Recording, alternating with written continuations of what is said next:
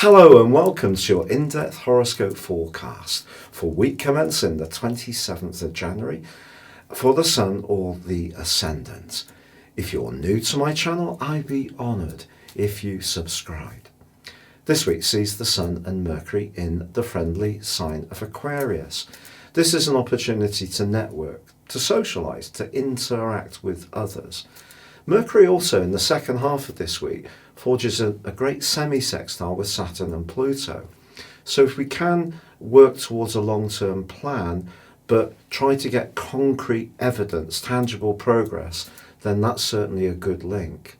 But there's also a much more idealistic energy in the mix as Venus and Neptune are in a conjunction.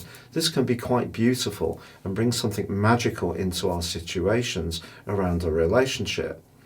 But the rather impulsive energies of Mars is clashing with Venus and Neptune. So if we do something off the cuff, whether it's around a relationship or around our resources, which Venus governs, we just need to be aware that that could have implications.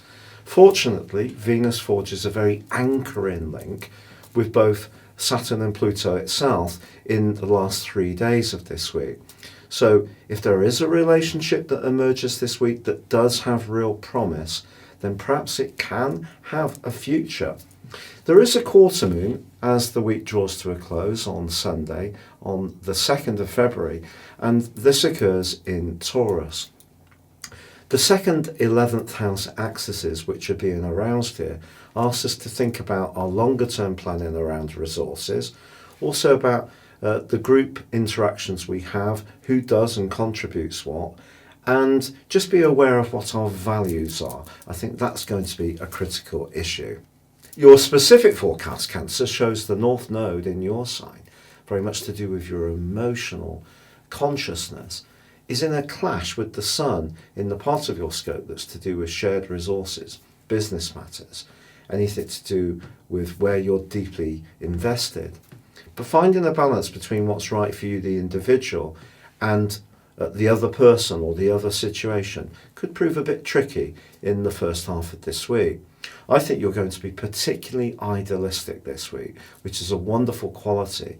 And if you're planning a vacation to somewhere truly exotic, never a better time to do so, as long as you can be aware of the practical considerations. But if you are going on a date or having some kind of discussion that does require you to pitch into your imagination, just balance it. And this comes from the energy of Mars, which asks you to just keep one foot on terra firma. But Mercury is forging a great angle to Saturn and Pluto, and Venus goes on to do so later this week.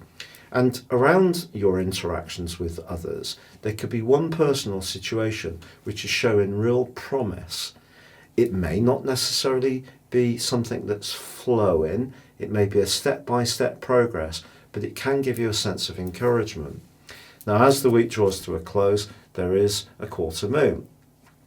A group situation could just seem to be a bit bogged down with politics, and if that is the case, it may be best just to step back, refuse to get too caught up or drawn into the drama. It's been a real pleasure being with you. Thank you so much for joining me. If you'd like to know what the next 12 months will hold for you from a personal viewpoint and elevate above your zodiac sign into personal astrology, please see the link beneath this video where you can get your forecast and character analysis and get 30% off. But for now, good luck and goodbye.